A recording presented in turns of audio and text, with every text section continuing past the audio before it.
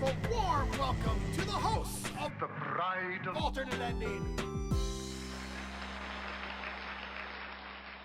Hello, ghouls and goblins, and welcome back to Bride of Alternate Ending. My name is Brennan Klein. I'm here with Tim Brayton. Hi, Tim. How are you doing today? I'm doing good. How are you doing today, Brendan Klein? I woke up at 3:45 a.m. today, and I've been... Wow. Right now, I am at, kind of methed out cleaning your oven level of tired, and at some point, I will break, but not yet. All right. Well, I'm excited. Maybe you'll give the listeners a treat and you'll break during our episode. Wouldn't that be fun? That'd be fun. If you crush me with your... If I just ask you a question and all of a sudden there's just dead air. Yeah, you'll know. And then maybe I'll do your voice. We'll do like a little dialogue that way. Okay. Do you do impressions? Not well, and certainly not of people I know personally. That is smart and also a tragedy. No, because I do impressions. They are very bad impressions, but I do them. Do you have a me? Do you have an impression of me? No, I'd have to think about it. Okay. But I'll work on it maybe for next time. Okay. I feel like if I were to do an impression of you, just about the only thing I'd have is that I know that you use the word baby as a punctuation mark. Oh, well. Sometimes. That is true. That is something that I do. My parents keep pointing that out, and I'm like, and it's kind of rubbing off on my dad to a point that is a little alarming. So I should maybe cool it. But thank you for noticing. I am very attentive. Mm-hmm. But yes. Anyway, to viewers who are attentive and listen to the end of last 2 weeks ago's episode, we are here to discuss, well, a movie that makes me sad to say the title of, Scream 2022. I mean, that's technically not even the title. The title's just Scream, but we have to do something to disambiguate it from Scream. And Scream 22 and Scream 96, I'm afraid, is the best we can do. It's sad, it's alarming, but it is what it is. It's to me, it's not quite as exciting as the fact that there are 3 different films all titled Halloween, because then you get to do like a bit. With only 2 of them, it's sad. It's just bad. Well, just wait 20 years and we'll see what we get. Amen. But for the rest of time, I'll probably just call this movie Scream 5. So that's when I'm saying that's what that means. I'm content if we just call it Scream 5 Great. for the duration of this podcast. Perfect. I'm happy we've gotten our journalistic structure set up. We both saw this movie in theaters because that's the only place to see them. Is this the first contemporary movie we've done? Maybe not, but definitely the soonest turnaround we've ever had. Yes, I think it's the first one we've done whilst it was in theaters, if nothing else. Yes, and so I do not have to ask when was the first time you watched it because it was within the last 2 days. It was Saturday, the 15th at 12:45 a.m. Ooh, PM. Okay, PM. yeah. Which is the perfect time. I saw it at 1:30 p.m. on Friday the 14th. Right. Very exciting. All the cool kids make a matinee out of Scream 5. I mean, it helps that, again, my work schedule is I get up at 6 a.m., so I can do all the matinees, which is great, especially because I'm avoiding contact with any human beings that, as much as possible. Mm-hmm. But yes, so Scream, I'm just going to introduce my feelings going into the movie, and then we can talk about yours. Obviously, I have this more extreme attachment to the Scream franchise than you do. I think that's safe to say. And I have never actually seen a Scream movie in the theater, so this was a very exciting experience for me. Yeah, because I got, like I told you a month ago, I got into horror because of Scream, and because I got into Scream because of seeing the trailer for Scream 4, but by the time I had caught up, it was out of theaters. I think you did say that, and I blanked out the last part where you missed it in theaters. Yeah. No worries. But this was a first for me, which was really exciting, because I do love the act of seeing a horror sequel, whether or not it is good. Mm-hmm. And the only film franchises in the horror genre that I've seen in theaters, all the way through are more contemporary ones. And I'm not that proud about having seen every Purge movie in the theaters. So it's not as exciting a badge. So You should be proud of that, though, because I actually missed the most recent Purge in theaters. So that's one that I'm going to have to catch up with on the home video. well, I'm proud that I don't have to watch it in 2022. I don't know. It's a fine first-time watch, but I'm happy I don't have to watch it again. Anyway, so I guess I'm happy I'm further from my Purge 5 watch than you are. Yes, that is accurate. But anyway, so yeah, this was that. So this had a lot of. I was really trying to manage my expectations going into this movie, to the point that I don't know. I just really mixed myself up, and I'm glad I had a couple days to think about it between watching it and recording it, because I was trying so hard to not give the movie too much credit, just because I'm a fan of Scream things, that I came into the movie wanting to undervalue it. Sure. And while it has, well, I mean, we will discuss these things. While it has many of the flaws of many of the Scream movies, those are things that I can generally vibe with and enjoy. But I had a hard time kind of parsing together my actual feelings between being really hyped for a new Scream movie and trying to force that hype down into the dungeon abyss of my subconscious, and just trying to manage what tangled expectations that created for me. Does that make sense? That makes perfect. No, I mean, so my relationship to sequels to movies I love, and I know this is out of sync with a lot of people. Certainly if I were to raise this to Rob, and I think I even might have raised this to Rob at some point. Rob is someone who, he hears a movie that he loved is getting a sequel, and he's so fucking stoked. He can't wait to see the sequel. I hear that a movie that I love is getting a sequel, and my immediate response is, oh shit. Because I just take for granted that they're going to screw it up.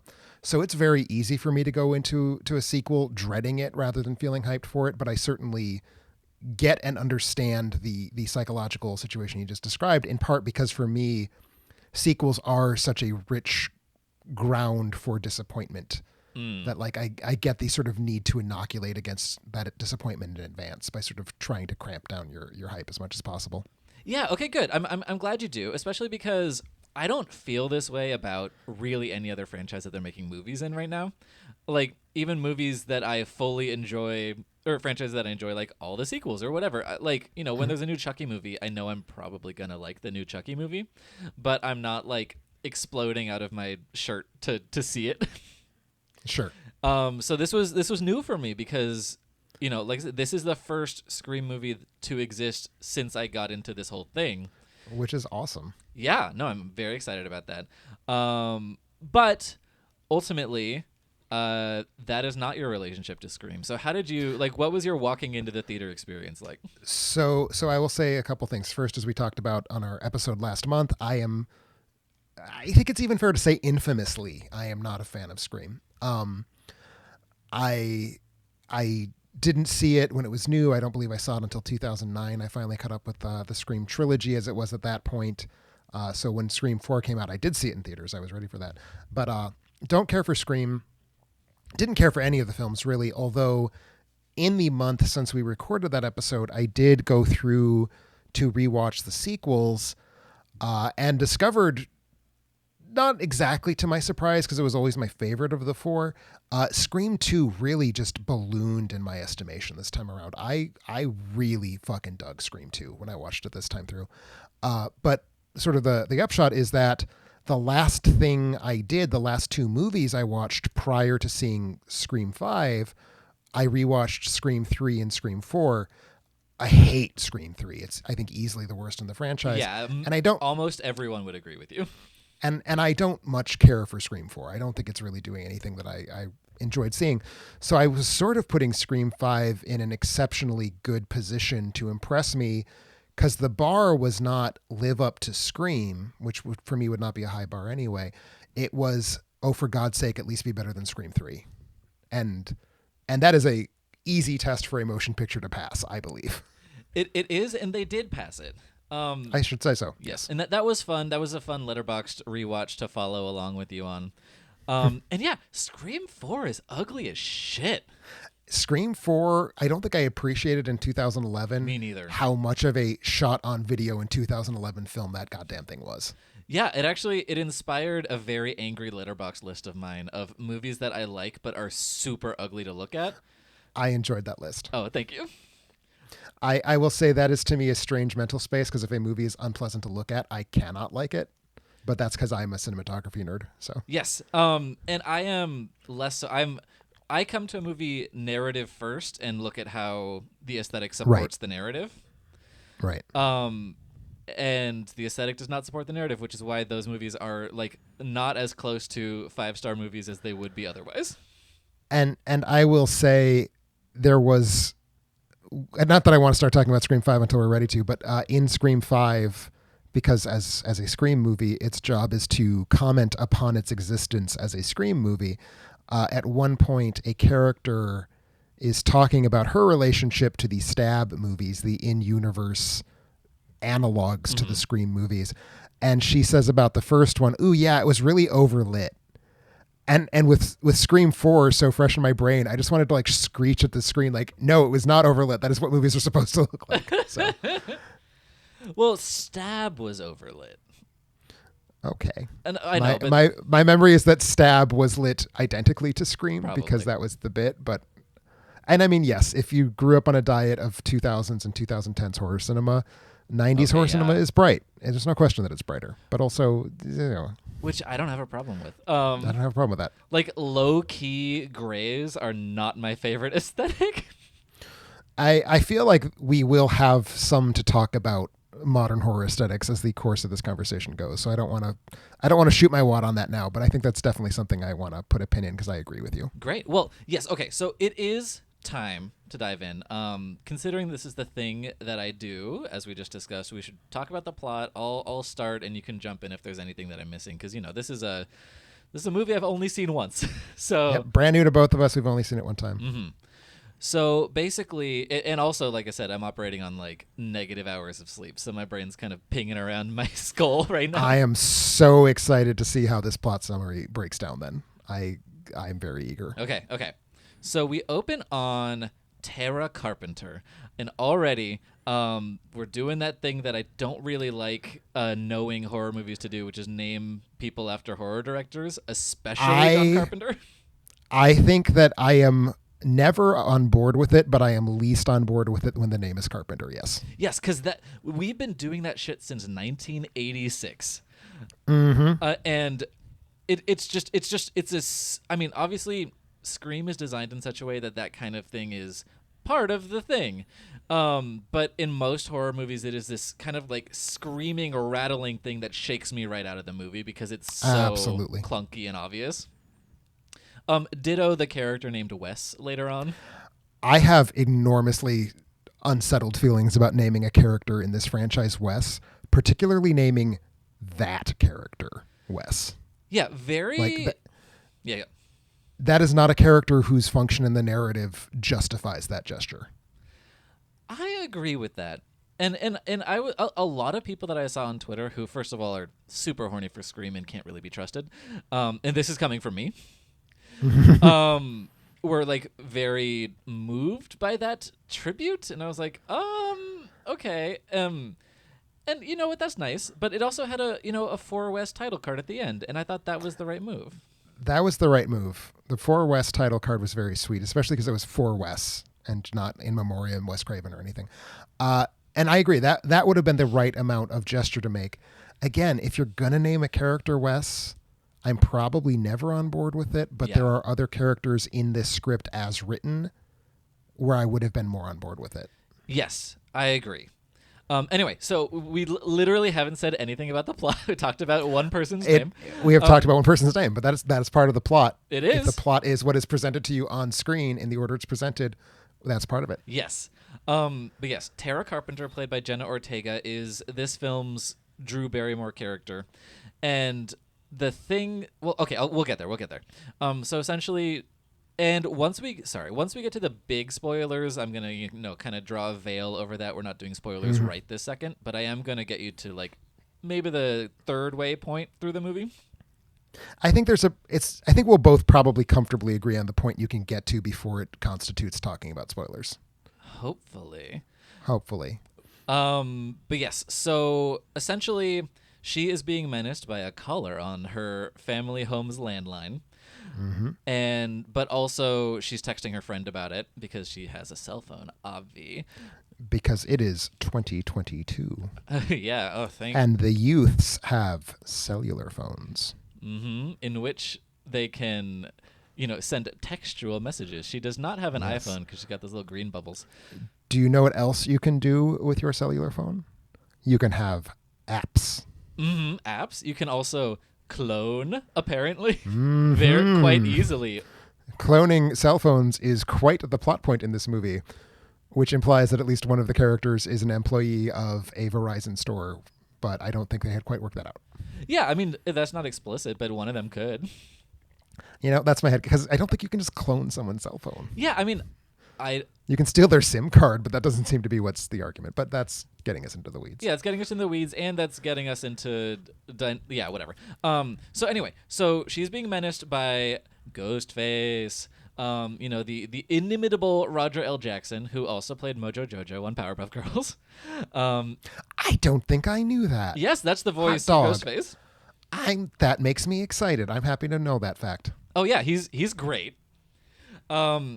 Yeah, so basically they're doing a thing because in the in-universe stab movies, which are based on the, true events of Screams 1 through 3, and then a bunch of fictional nonsense afterward, and then maybe a Scream 4 in there, it's a little unclear. But essentially the killer is quizzing her on the stab movies, which is it is a reversal that I think is pretty fun. Your mileage may vary, but it is also a way to introduce the new teeny boppers to what the fuck is a Scream.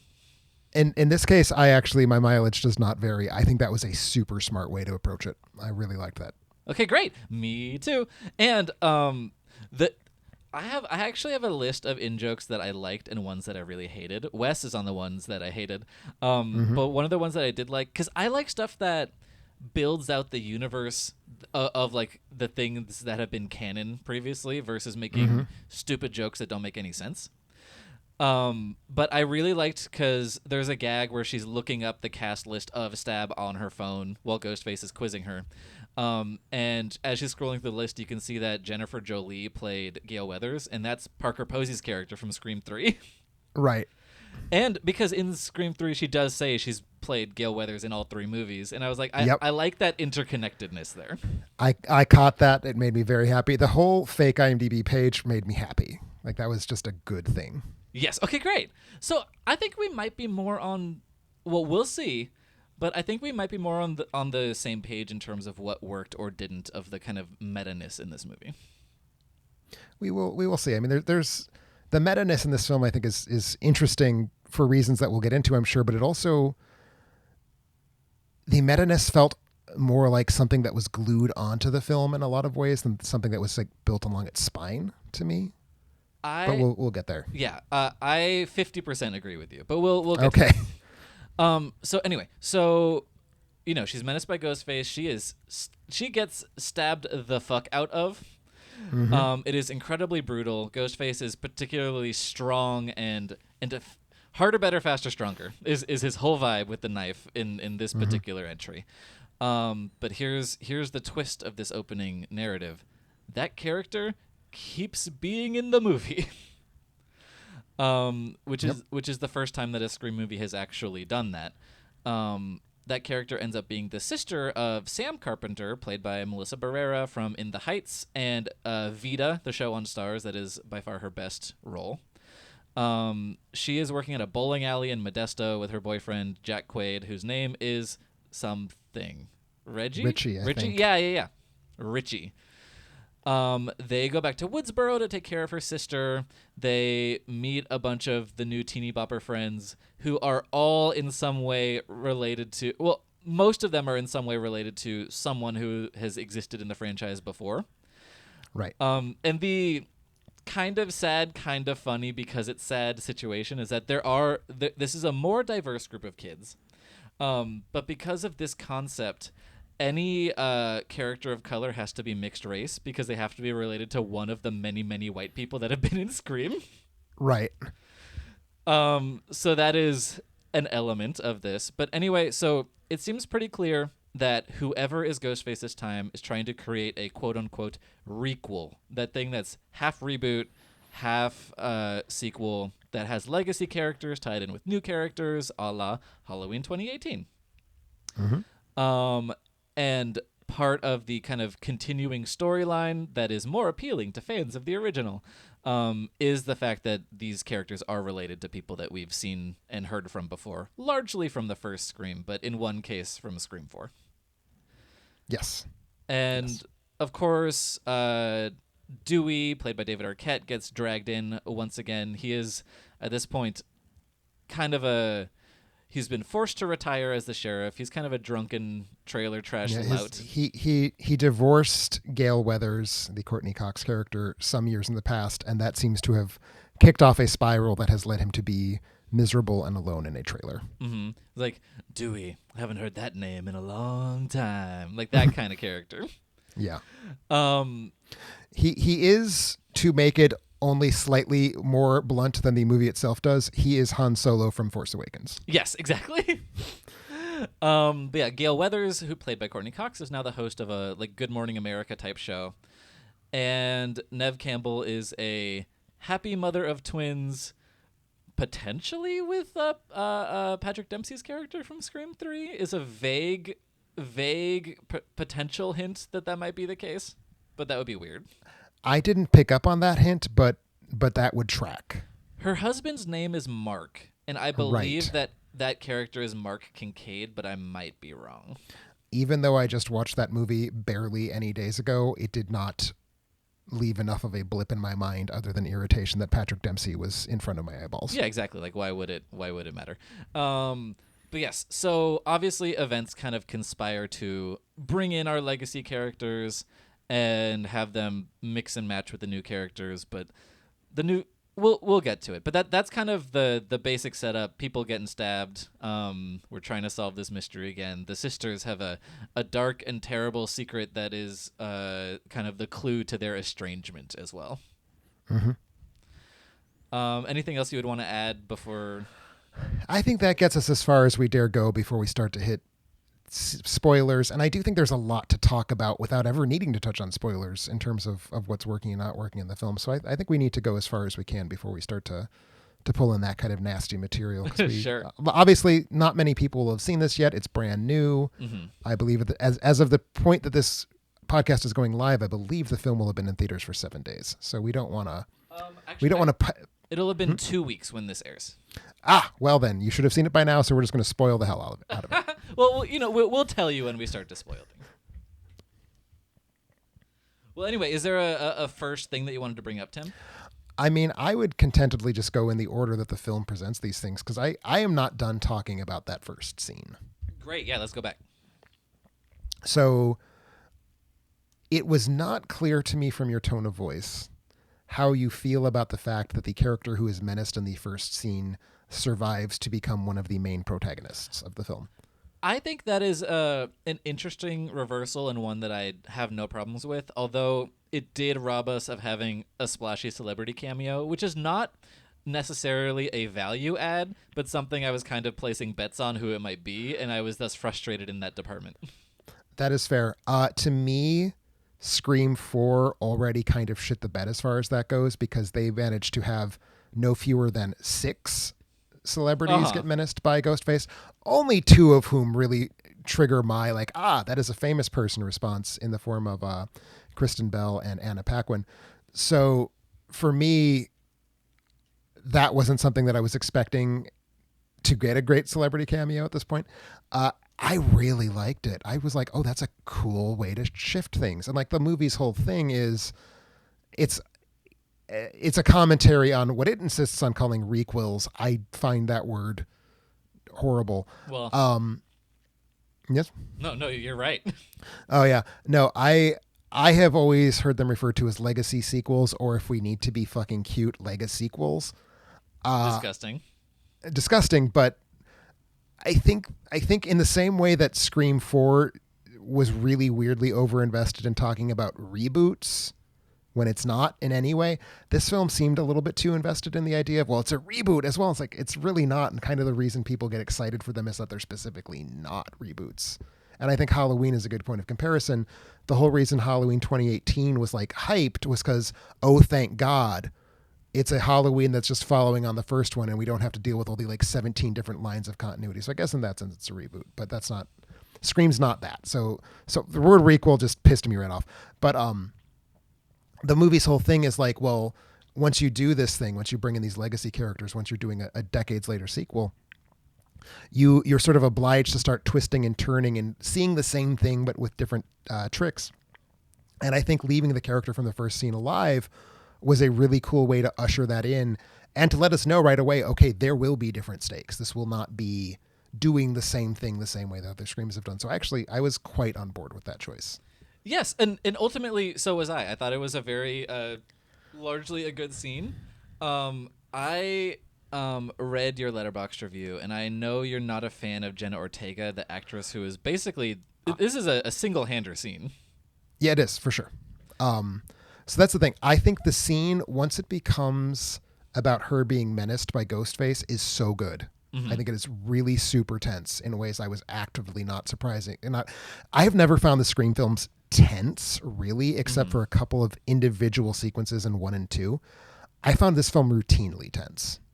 And we'll get there, but the first scene in particular I thought was really just, it was brutal. Like seeing, as you said, Ghostface in this film was a bit stronger than we were used to. And just seeing the sort of savagery of the attack was really intense. The kind of cat and mouse elements before that were really good. I found Jenny Ortega's line deliveries insufferable. See, I had less of a problem with that, although I do think she improved as that scene and as the film as a whole progressed. But I thought she was starting from less of a deficit than you did.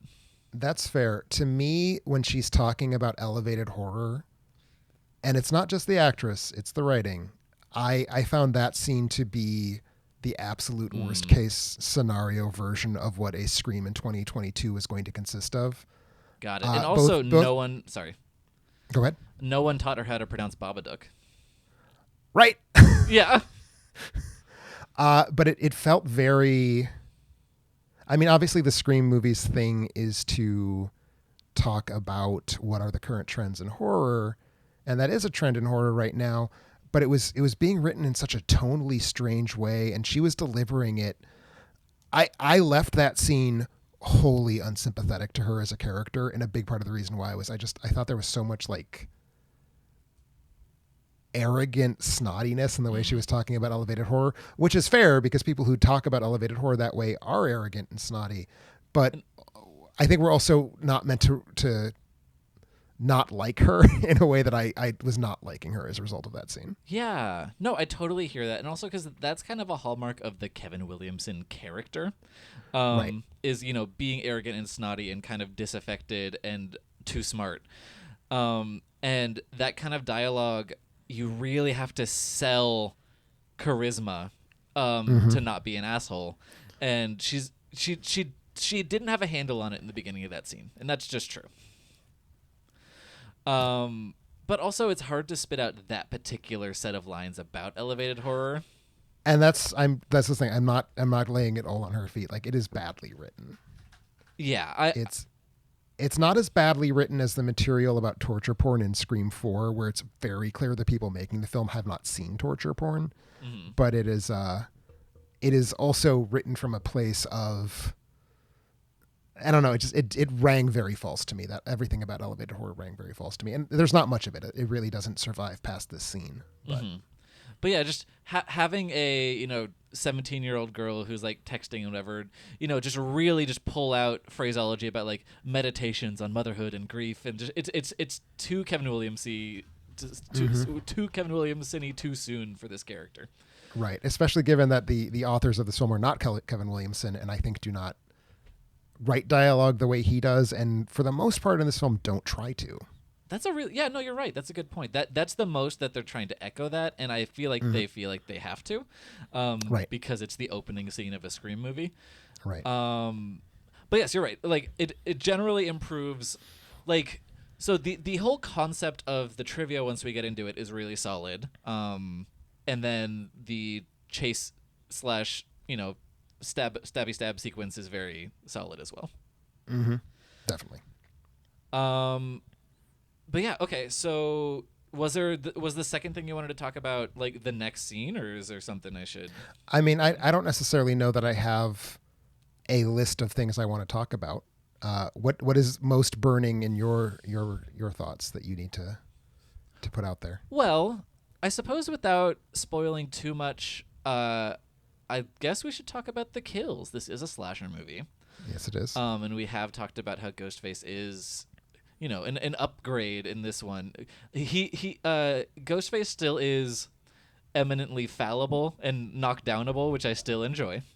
Mm-hmm. But is just much more of a Terminator, but not in a weird way, but just like really going for it.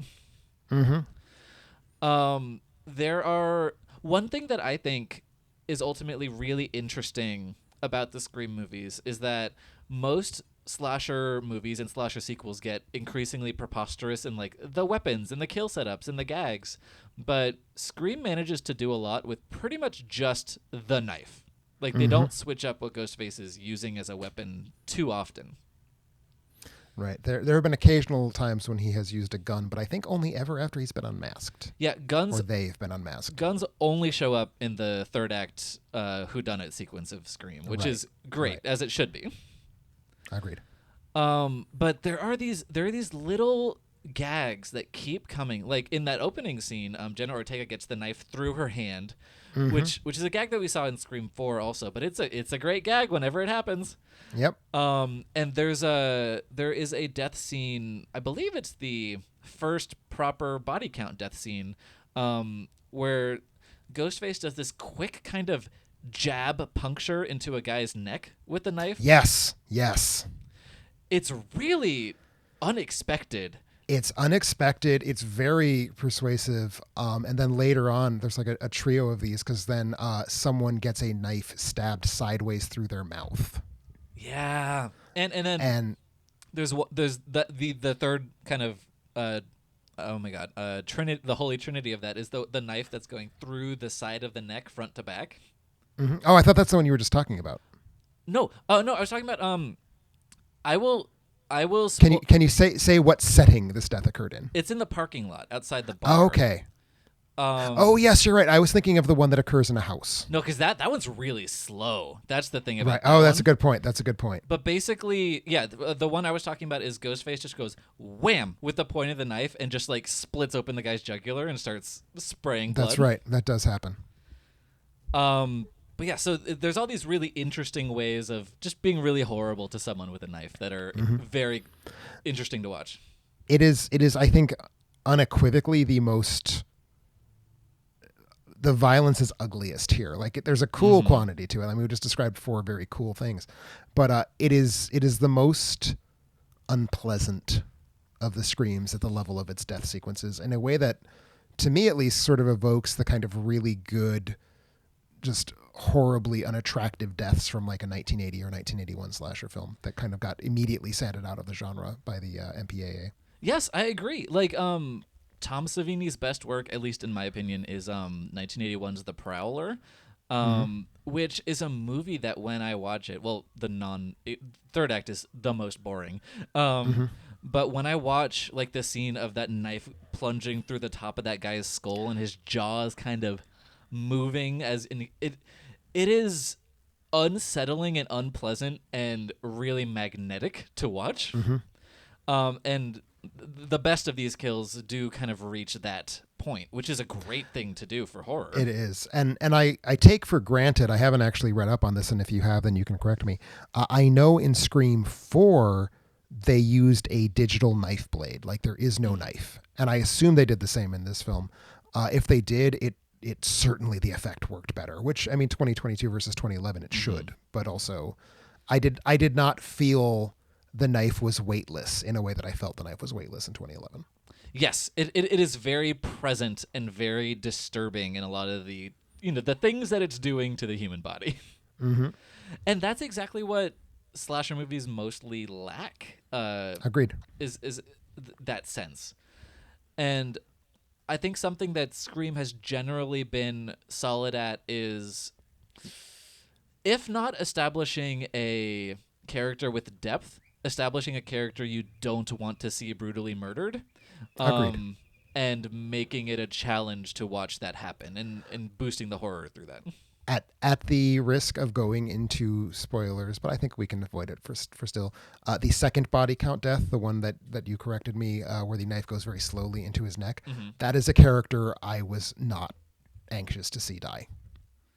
Which is to a degree where I kind of hope that character would turn out to be Ghostface, so that I would get to spend more of the film with that person.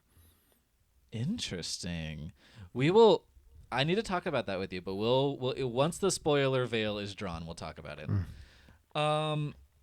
Is there anything else you want to throw out in this non-spoiler zone? Is talking about the meta elements? I think we can talk about those without it being a spoiler. Yes. Yeah, I would say it's not a spoiler fully up until the killer motive reveal. I would say the thing that to me feels like a spoiler, unless you mean something different by motive than I do. There's one big spoiler that happens before then, I think.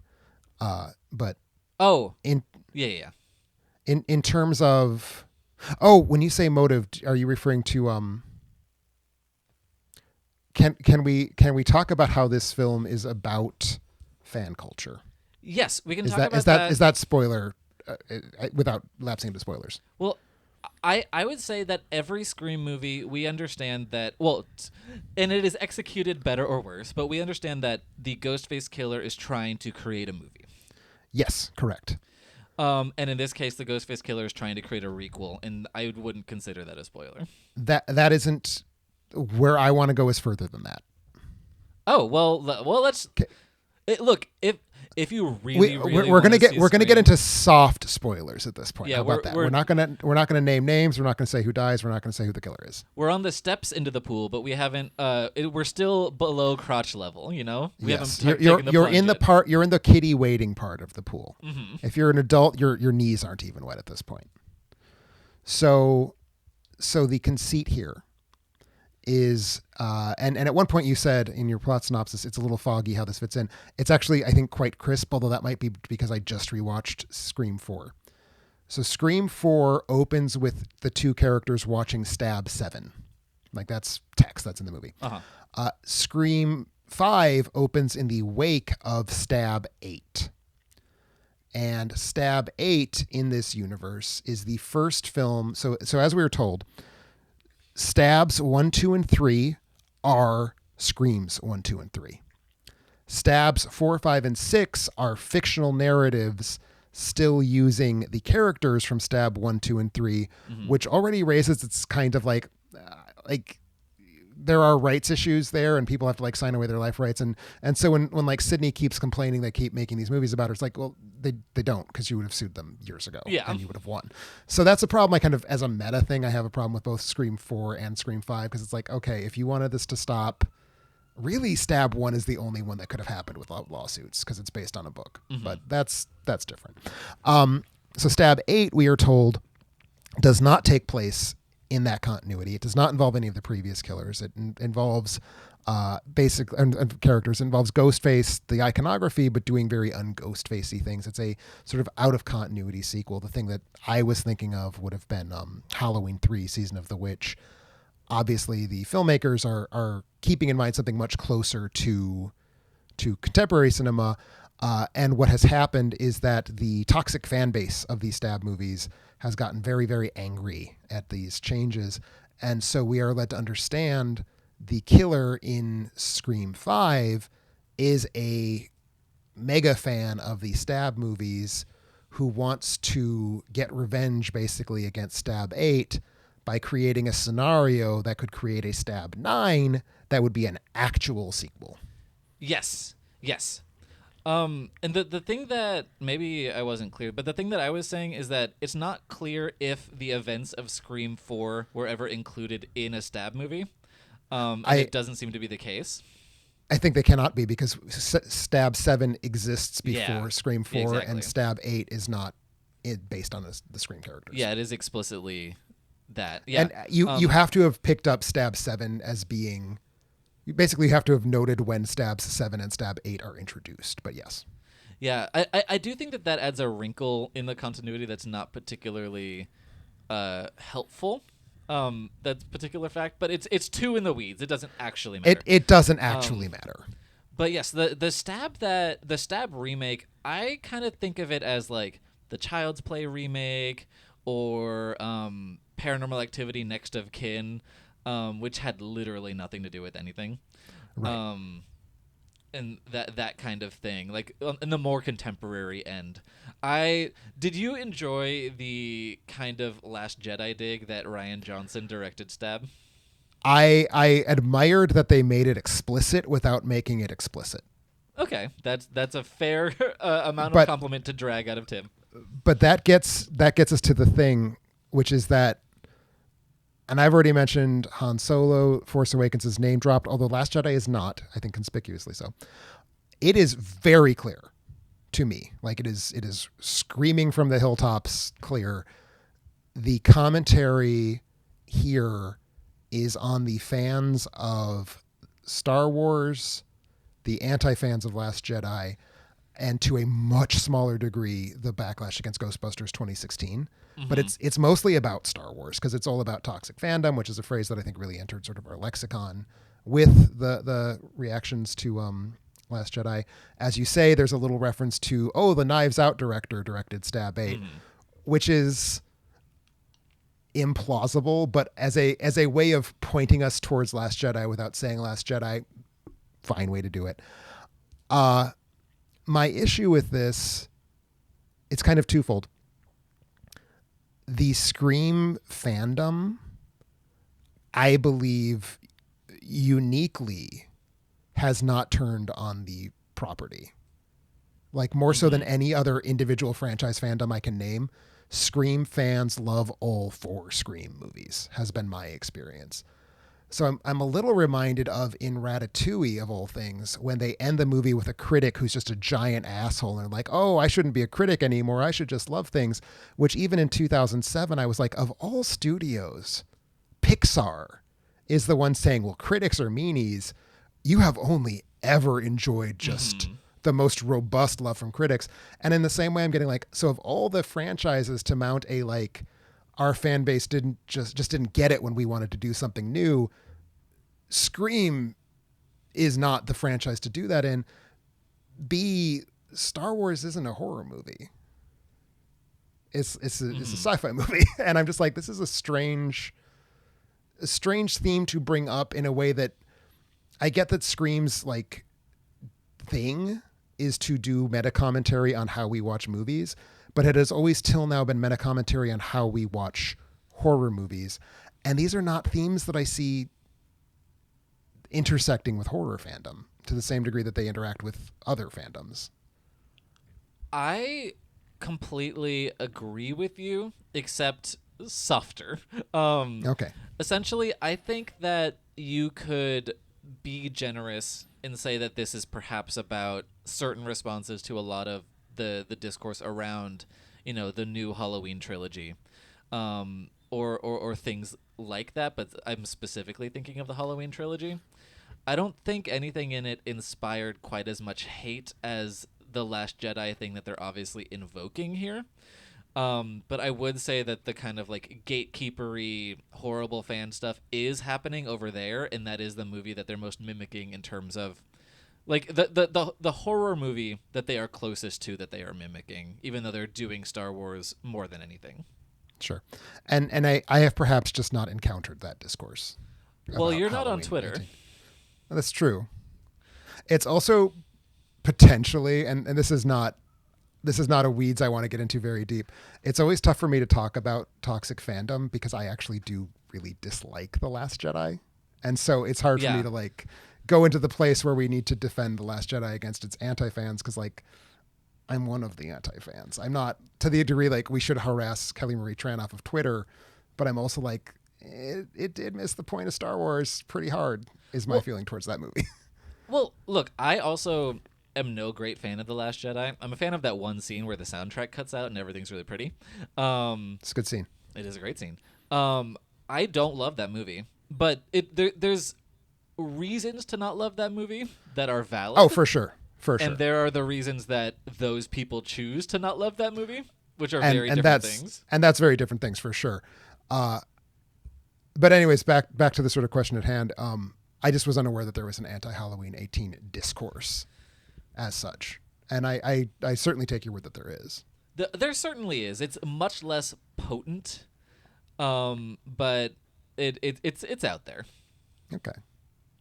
And there's much less of a single thing that people can point to as a controversy. It's just a generalized kind of negativity.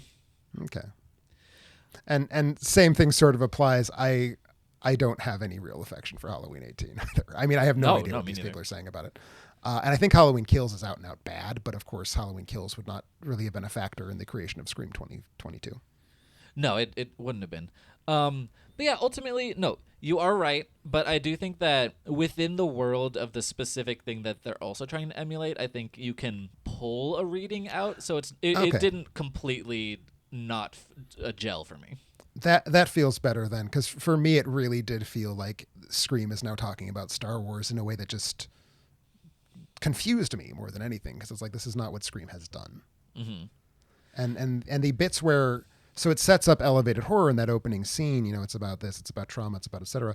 And to a certain extent, Scream was at the forefront of that. Like, Scream has been about trauma for sure since Scream 3, probably kind of since Scream 2. Well, Scream 1 starts with her being sad about her mother's death. Like, that's true. It's in there the whole time. That's very true. So, like, it's less present, I think, when Scream is about, like, traumatic histories coming to the fore in the present. But I do think that it does a little bit of resonating. Like, okay, elevated horror does this thing. We're kind of doing this thing in a slasher context. Again, they've always kind of done that thing in a slasher context, so it doesn't stand out. That, to me, is where the film wanted to live. And I was a little surprised that elevated horror ended up getting such a small amount of attention in the overall course of the film. Yeah, I think they felt the need that they had to kind of hang a lampshade on that conversation because it is one of the dominating conversations of horror right now. Mm-hmm. But they couldn't think of anything they actively wanted to do with it. Right. And that makes sense. Which is fair, because I don't mind, extra just talking about horror movies. That's no, for real. Fine with me. Yeah, what else? Hold on. I forgot the place that I normally leave my notes, so I don't have to keep staring in a weird place.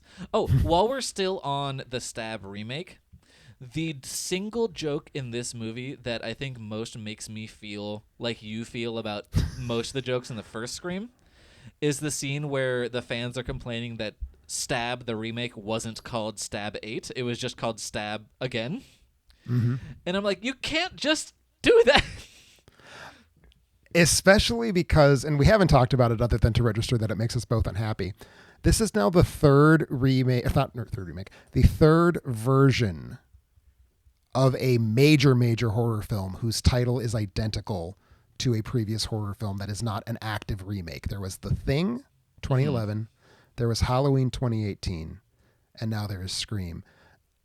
These are all choices I would not have made if I'm the screenwriter. The justification of The Thing makes perfect sense to me. It's like, okay, that's wanky, but it tracks. It completely follows the rules of this universe. I've never really heard a justification for Halloween that I quite bought. No, there isn't one. But this is straight up Scream 5. There is no sense whatsoever in which this is not the fifth film in the Scream franchise. You have the perfect pun. You and I, in our correspondence about this, have been talking about this way. 5 Cream is the title of this movie, just as Scree 4M was the title of the last one. Like, yes. And why? Something I learned from an Instagram post from Jenna Ortega is that her rap gift was a T-shirt that Jack Quaid and Melissa Barrera got her of Ghostface holding 5 jars of cream, which is hilarious. That's really good. I like that a lot. Yeah. But this is something that people were talking about on set. Okay. They were not talking about it loudly enough, or to the directors, apparently, or Yes. to the producers. Well, maybe. whoever. Whoever makes that decision. But clearly that joke was put in there. I mean, it could have been put in later because it's in an internal video that they were watching where on set it would have been just a green screen that they filled in later. Mm-hmm. So they could have added that joke much later, but clearly they knew that the title of this movie was going to be a problem. And At that's a like, certain point. when you know that's a problem, fix it. Right? Yeah. It's sort of like how in the trailers, I don't even know if it made it into the movie, but in the trailers for Ralph Breaks the Internet, he says, shouldn't it be Ralph Wrecks the Internet? And the character's like, yeah.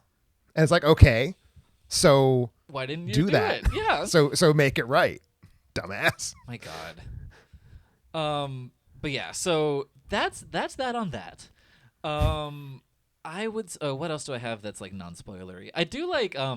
There is kind of a Babadookie touch in the sense that there are just a bunch of fucking cloaks hanging on every coat I rack. loved that. That was so subtly done. It's never actually. That is one of the things I want to talk about. There's so many shots where there's a cloak hanging out of focus over a character's shoulder. It's never overemphasized. I thought that was so good. I loved it. Yeah, that kind of, they're visually building the tension in a lot of ways. Even in they have a very flashy sequence of a bunch of refrigerator doors and such. That was the other being thing I wanted closed. to talk about. Yes, okay, let's talk about it. I hated that scene. You did. I hated it so hard. Okay, I disagree, except to say that he set the table completely wrong. Fair enough. He was on one side of the table. He had the 2 big plates, put it on his side and the other side, and then he crossed the table to put the 2 little plates, one on his side and one on the other side. I'm like, why did you move? Well, yep, no kidding. I didn't catch that, but that is clearly strange blocking. But I found they did it 4 times. I was counting because by the second time I was like, oh, this is a bit. And I got why it was funny the first time you did it, and then you just kept doing it, and it was just like, okay, this is a dead horse. The skin is rotting away. The flies are attacking the internal organs, and you're still beating it. Was to me how I felt about that gag.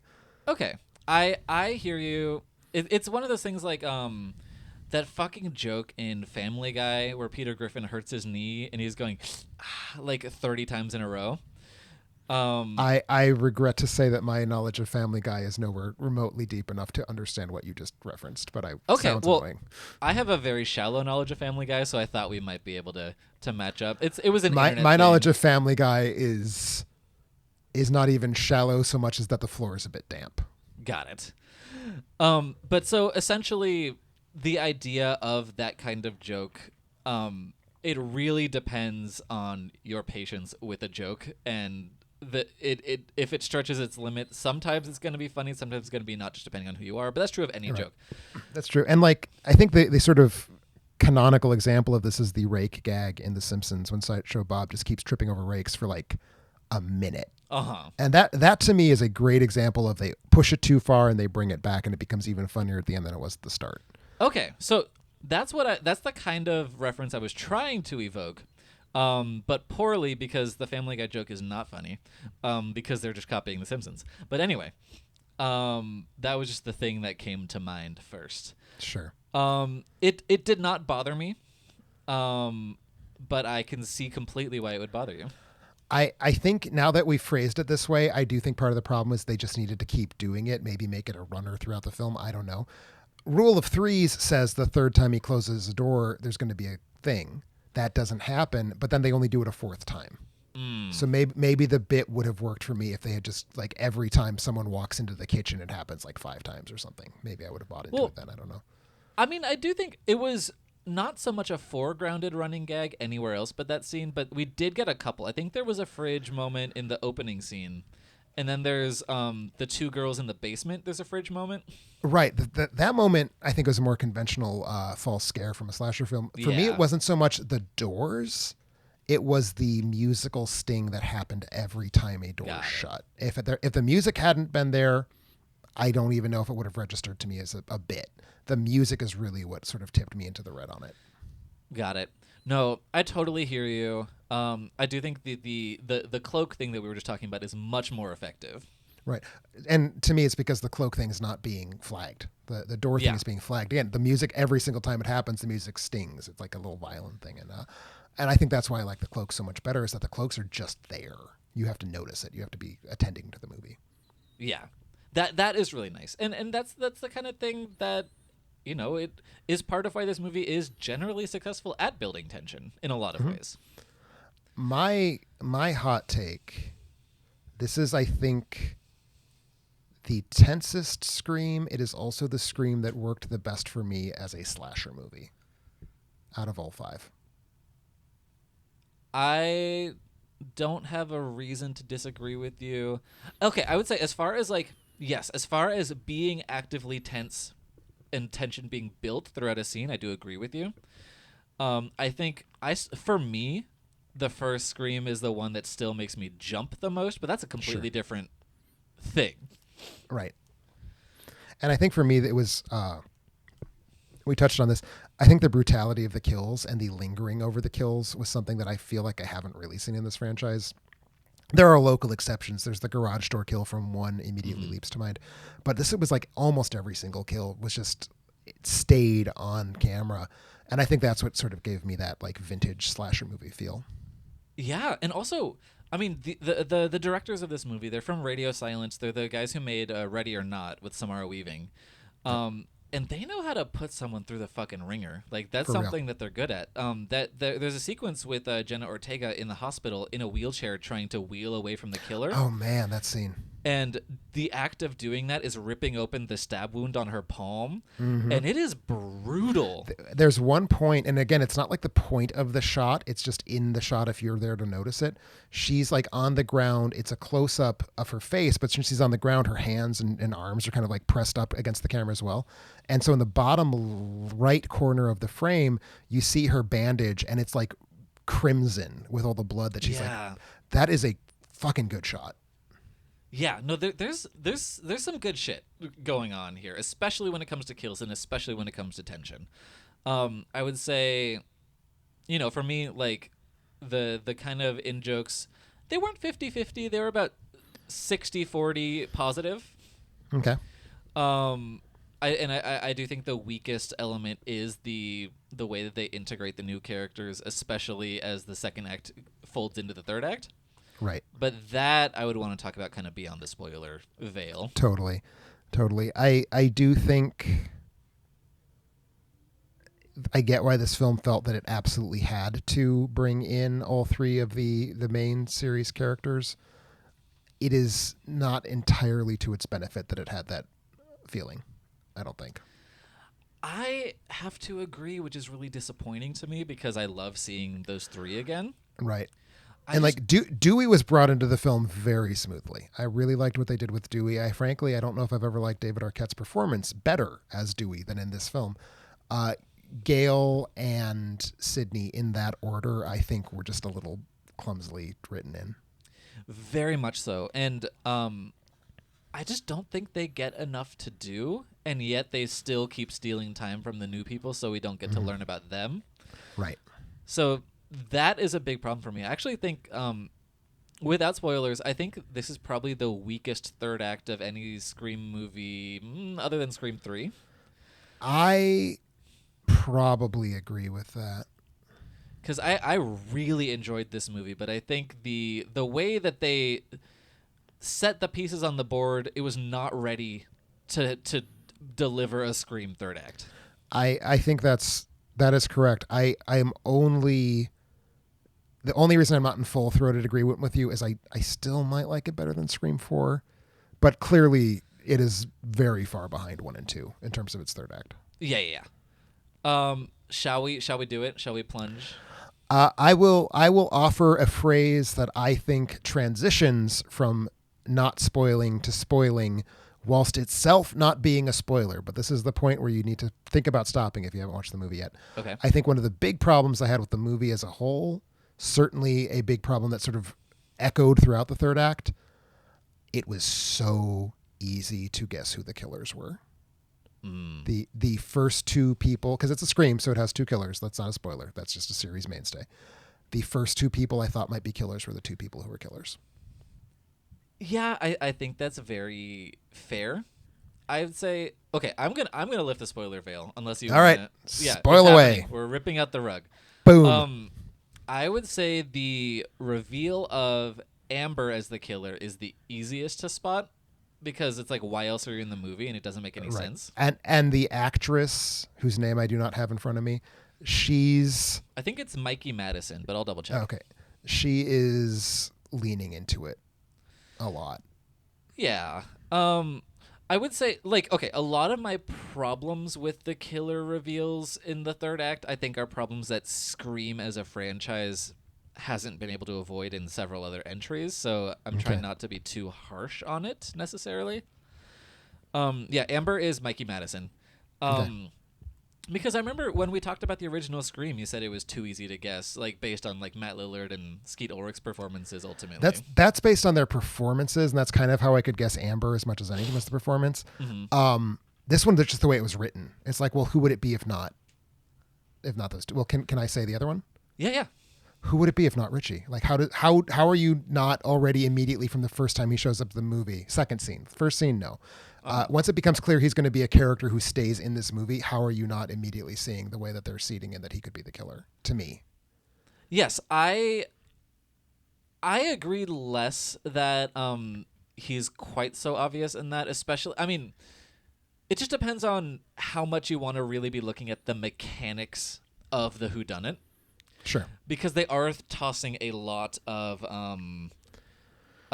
red herrings your way disguised as gags, like in the sense of him saying like, oh, I've never seen Stab, and like learning about Stab and giving his impressions of watching the movies for the first time.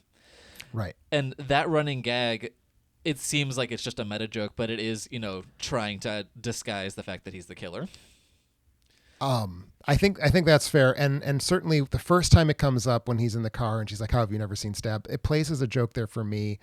By the time of the hospital scene when he's watching it on Netflix, the hospital scene for me was a real make or break moment. At a certain point in the film, Sam sees. Can we spoil the rest of it? Yeah, all of it.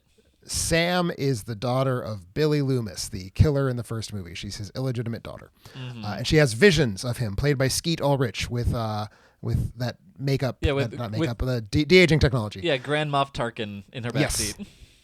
Yes. And so there's a scene where she's in the hospital, and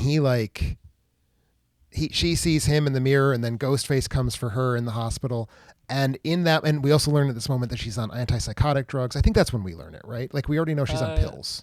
Yeah, I believe so. Because, she takes the drugs, she looks up, she sees him in the mirror, and he's like, hey, those antipsychotics aren't working as well, are they? At that moment, at the end of that scene when she's attacked by Ghostface in the hospital, to me, Richie is the killer or Sam is hallucinating and she's the killer were two options that were so blatantly on the table that it would have taken a heroic act of screenwriting for it not to be one of those. Got it. And it felt like it would have just been a huge cheat and like a tacky cheat for it to have been that she was hallucinating and she was in fact the killer. Yeah, that's fair. And I do think if they had prioritized any of the new teen characters beyond the sisters, then they could have been better suspects. Yep. Because I think they really wanted us to think that one of the teens was a good suspect, and I never bought that for a second. Twins, I mean the twins. Oh, yeah, no, me neither. But yeah, so ultimately, I think that Jack Quaid, they're doing enough to muddy the water that it's not like completely like blatantly obvious, because you've seen 800 of this type of movie. For me, I liked his third act performance as the killer. I liked his performance. I thought he was very good at all stages of the film. And I should probably clarify, it's not like I was watching it and I was like, oh, well, there's no possibility it's anybody else. I was watching it and it felt like it's almost certainly him just based on the simplest like storytelling mechanics. Uh-huh. I'm going to look for the places where the film is trying to move me away from that. And I mean, it could have been it. I mean, they could have done a Scream 3 on it where they had like 3 endings written and they just picked one. But at no point did the attempts to make the other characters red herrings ever feel to me anything other than an attempt to make them a red herring. Yeah. No, I totally hear that. And especially when it comes to Amber. But for me, yeah, I thought he did the best kind of like charismatic villain performance. Yeah, his performance was phenomenal. I really liked his performance. Yeah. And yeah, like from the beginning of like his lighter comic character versus the reveal at the end, that was a good transition. But for me, Amber is completely flat. I don't care about her at all. I don't know anything about her. I think that upon rewatch, that will become less of a problem for me. Because I've experienced this before. Because the first time I watched Scream 2, I did not know who Timothy Olyphant was, so he wasn't like a celebrity to me. Oh, interesting. So I didn't notice him in the movie. Okay. And so when he's revealed to be the killer, I was like, who the fuck is this guy? Because he's in like 3 scenes, not really doing anything. Right. So I think that the Amber reveal is as much of a problem as that reveal is to Scream 2. It's just a much less charismatic final performance. Right. So I think I will have less problem with it upon more rewatches when I have time to like. That is fair. I think this movie had a slight problem with, so character-wise, in terms of people who are plausibly protagonists, we have the 2 main sisters. We have their very good friends who are twins. We have Amber. We have Wes. We have the jock twins' girlfriend. Oh, so yeah, one of the least of all the characters. We have we have Richie, Sam's boyfriend. And then we have the 3 legacy characters. That's a lot of people. I think this film had at least Wes and the jock's girlfriend characters too many. Yes. Especially because the way Wes was set up in the first act was kind of as this kind of pining boyfriend for Jenna Ortega's character, which does not come across in the body of the movie. No, it doesn't. Well, like the thing, once he gets killed, he's the first victim we care about. He's the second victim, but the first one is just there to add flavor and to keep the first act running. Once he's killed, there's not a sense that the other characters miss him in a way that I think this franchise has been good at. Like one of the things I do like about the Screams is that they make us feel the social the ramifications to young people for someone amongst them having been killed horribly. Yeah. And once Wes is out of the movie, he's just gone. I do agree with that. I think his role was given a depth not by him, but by the fact that he's related to a character from Scream 4. Right. He's the son of Judy Hicks, played by Marley Shelton. Who Marley Shelton shows up in this movie. Marley Shelton has been apparently frozen in ice since 202011 because she has aged not remotely. 0% in 11 years. It was very impressive. Oh yeah. But yeah, I think that is the thing that's doing the work for that character, and it's still not delivering that much. Right. But we do get a shower scene, and I really enjoyed that. The gender swap shower scene moment was a fun gesture. I thought that was a cool thing to do. Yes, I agree. Okay, wait. So you said that there was maybe you don't even remember, but like you mentioned earlier, there's a character that you liked that you wish had kind of stayed on more. It was Wes. I liked the performance. You liked the performance, but you thought the character was underwritten. I thought the character was underwritten. And again, I don't think it was clear that he was underwritten until he was dead. Got it. Because at that point, it's like, oh, that's what you were going to do with the character. And when I say I was hoping he would be revealed to be the killer just so we'd get more of him, it's because I thought that performance-wise, he was one of the better teens. I think the teens are not bad, but I think they're the weak link in the cast. But no, I still assumed they were going for Richie, but I was like, again, they could just decide to pull out an arbitrary twist and make anybody the killer. And hey, if they make this guy the killer, then I know he's sticking around for the movie. And I thought that his performance had promise in a way that I didn't think that Jenny Ortega's did. I didn't think that Mickey Madison. Mikey Madison. I didn't think that her performance had like potential in a way that I thought kid playing Wes felt like he could do something if they started feeding him material. Yes. Oh no, you're right, and you are right because like his death comes early enough in the movie that you haven't really learned about all the characters yet. Right. It's still in the part of the movie where we will learn about the characters who live into the second act. Yeah. Yeah, that is disappointing. I mean, yeah. That being said, his death scene's very good. It's a great death scene. It's just that the character is not quite there. The character's not there. Like I think the most we learn about him is his shower scene. I mean, I learned a lot. Hey. Anyway, but yeah, speaking of, his mother is Judy Hicks, and we haven't really dissected how all the characters are related, and it doesn't really matter. But the thing that I really want to mention is that the mother of the twins is Martha Meeks, the character played by Heather Matarazzo. Yep. Who's the character who shows up inexplicably in Scream 3, just walking out of a trailer and handing them a tape of Randy. Right. And I kind of love that they brought her back. I love that they brought her back. I love that Heather Matarazzo is still getting work. I feel like she made more sense in this film than she makes in Scream 3. Yes, she did. It makes sense for her to be in the place that she is. And she leaves the movie just as quickly but less abruptly. Yes. So yes, that was one of the in-jokes that I loved the most. Bringing her back and bringing Marley Shelton back were both gestures I wasn't expecting, and I thought that it was nice of the film to have done that. Yeah, and it is nice to fill out the world. See, that's the thing that I like. It's something that is consistent in universe and not necessarily a joke, but it's just a nice thing. Like the joke that I did not like was Marley Shelton had a post-it on the fridge. It was like, "I made lemon squares, honey," because there's a joke in Scream 4 where Courtney Cox says your lemon squares taste like ass. Right. And it's like the only reason that that's there is because of that line of dialogue. It's more than just a line of dialogue. It's like a bit in Scream 4. That's true. Because it's the thing that Courtney Cox thinks is proof that David Arquette is cheating on her with Marley Shelton is the lemon squares. But I agree. Like if it weren't for that line of dialogue, the joke, I don't think they would have called it back.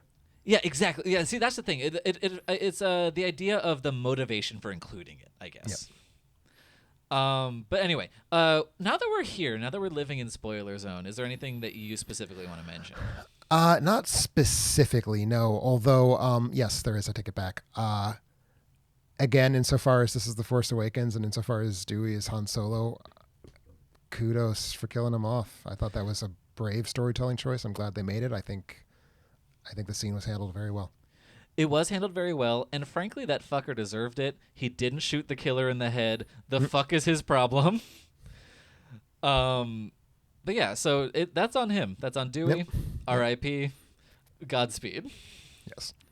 And yeah, that was a brutal scene, and they held on his body for, 7 seconds? I assume part of it is that because Dewey appears to have died in 3 of the previous Scream films, and this was their way of being like, if there is a Scream 6, he's dead. He's dead. Mm-hmm. Oh, and also, the thing that I thought was maybe the silliest, silly movie moment was... after that scene, they have the obligatory, post-kill, he's being carted out on into an ambulance scene, but he got killed in the hospital. Right. So I'm like, where are they taking him? I had not even thought about that. Yeah. Anyway, hospital. We know that there are 2 hospitals in town. That's clarified in dialogue later on. Yes, that is true. But I was like, I guess maybe they'll take him to the sheriff's station morgue or something. But I was like, they have him lie in state in the sheriff's station foyer. Yeah, exactly. But yeah, so I just thought that was very silly. But a town that is well appointed enough to have a private floor of a hospital, can have whatever facilities I need to bring him to. For real. And honestly, I believe it. I mean, because Woodsboro is not a real place, but it's shot in and around Santa Rosa, California, which has the money. Yeah, for real. It's wine country. But yeah, what the fuck else? What are the spoilery things you wanted to touch on, or did we already do so? I largely am good. I did not love the CGI Tark and Billy too much. No, it was bad. Yeah, it was just silly, and every time it showed up, I was like, "Oh, we're doing this." Do we know, was that a like mocap performance by Skeet Ulrich? Like, was he on set? Do we have any idea? I don't know. It was definitely a vocal performance. He's Yeah, credited. he's credited. Yeah. But yeah, I don't know. I haven't looked into the behind the scenes stuff because I spent so long avoiding spoilers on Scream that I didn't read anything. For sure. And I still need to catch up. But yeah, I will let you know. Let me just kind of round out my notes. I did not love Melissa Barrera's performance, and I know that you disagree with me. I thought she was one of the better of the new characters. I think that might be at least partially an illusion because she had the most to do of any of the new characters. Yeah, sorry. No, just I mean the only I guess Madison's performance was bad enough that it counts as bad, but like the character was such a non-character that it didn't register for me. Yeah. Ortega was the only person who felt like the movie was being taken away from in ways that were bothering me. Yeah. Okay, and for me that's Melissa Barrera. Like I don't think her performance ruined the movie or even negatively impacted my enjoyment of it.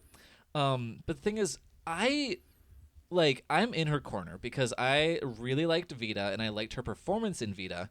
But that character is very vacant kind of valley girl. Okay. And I don't know if she can play a character who thinks. She has a very dead face. She does. I get that. Yeah, and I thought that when she had to emote with her sister, I think she did a great job, but I think ultimately a lot of the time when she's interacting with Ghostface, I'm not getting a lot from her.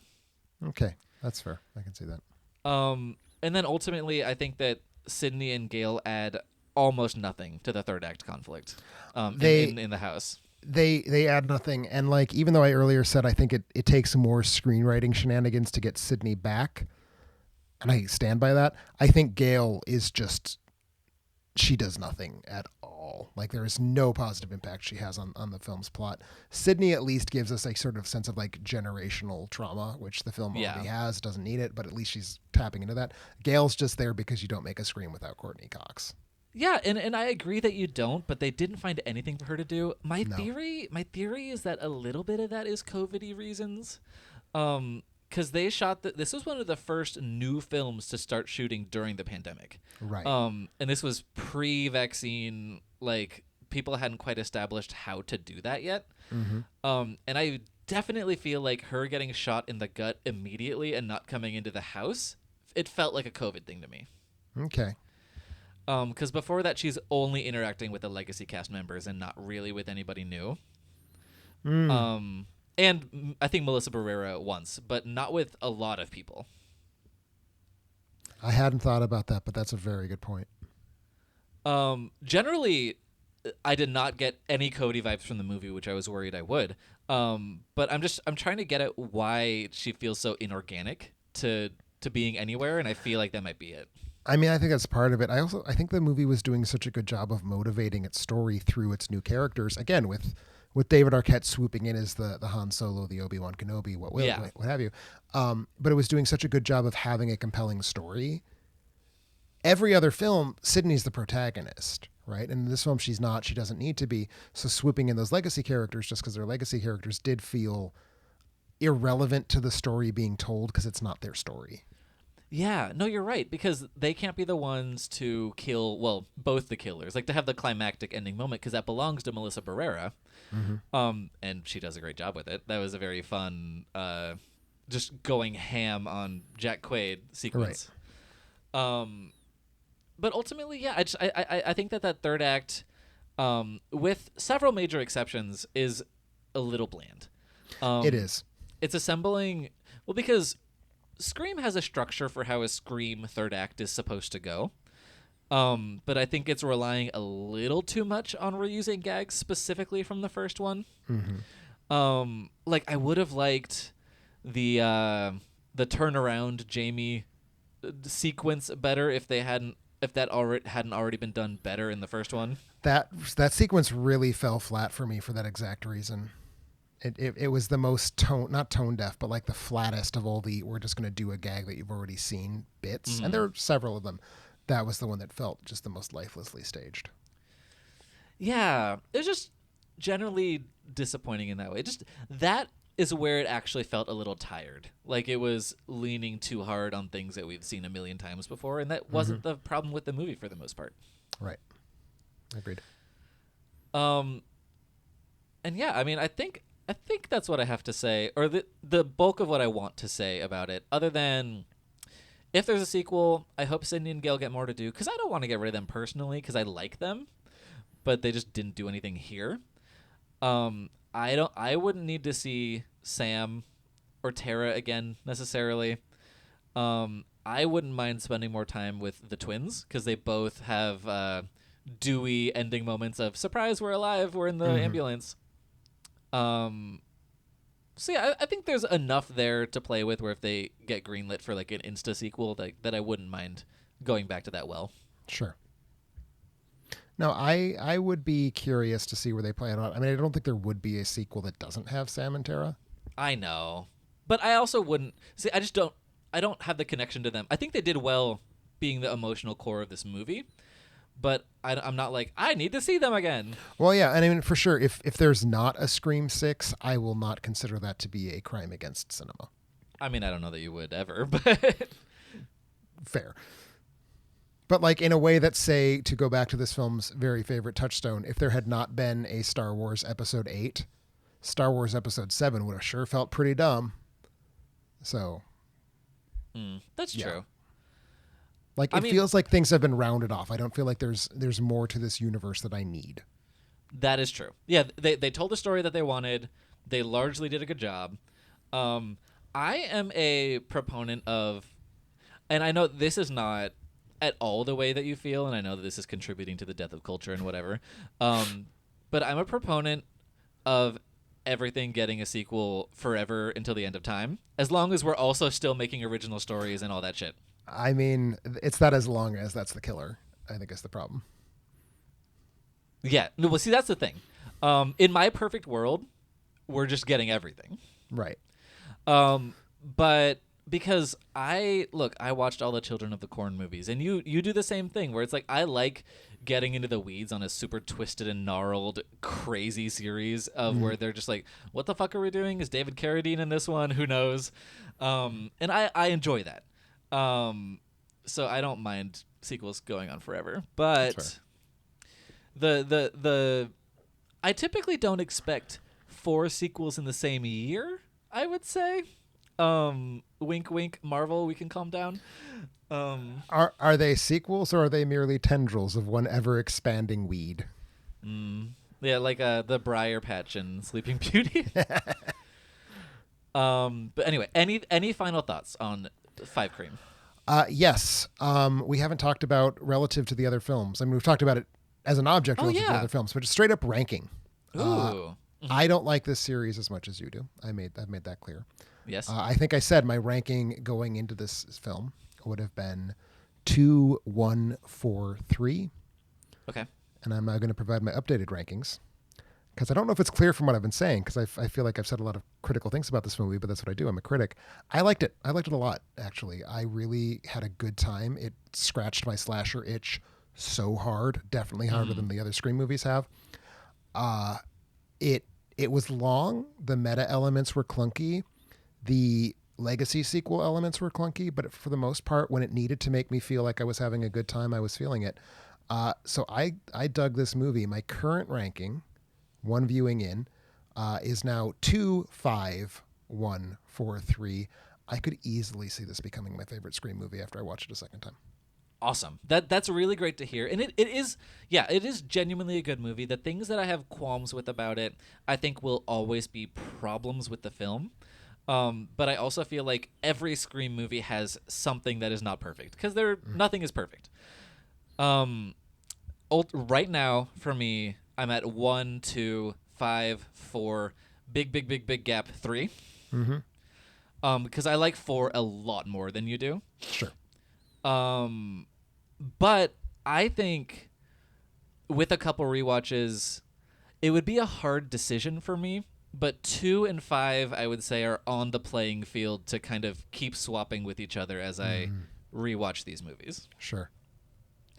But number 1 is still number 1 for me. I respect that. I respect that is the choice you've made in your life. Thank you. And sir. hundreds and hundreds and hundreds of other people have made that choice. I am aware that I am not merely an outlier. I am very much like 90% minority on Scream 1. Yeah, and that's fair. I do think I would say Scream 5 and okay, this is my opinion. Scream 4 and Scream 5 are both better sequels to Scream than Scream 2 is. As far as what it means to bring back the thing that Scream is, especially in the meta elements. But Scream 2 is still a better constructed movie than either of them. Although, that feels like a good framework. Thank you. But that's why it's hard to judge. Although Scream 5 is very well constructed, Scream 4 is not. It's ugly as shit. I don't know what the fuck was going on. We talked about it. End of podcast. Thanks so much for listening. Well, I didn't mean to cut you off. Are we good? Is that everything? We're good. All right. Thank you for listening. Next month we're going to be doing a brand new theme. It is a suggestion from our Patreon, Brian Fowler. We are going to be covering, guess what? Movie sequels, as if we haven't talked about that enough. No, I'm very excited for this month because his idea was like multi-part sequels, so it's any movie part 3 or later. And we were really trying to pick things that are things that Tim has not covered. And I think we found some really interesting avenues to make that work. So if you're on the Patreon, check out the poll coming up soon for that. All right. Thank you, everyone. Thank you, Brian, for our upcoming theme. Yes. Thank you. And good night, everybody.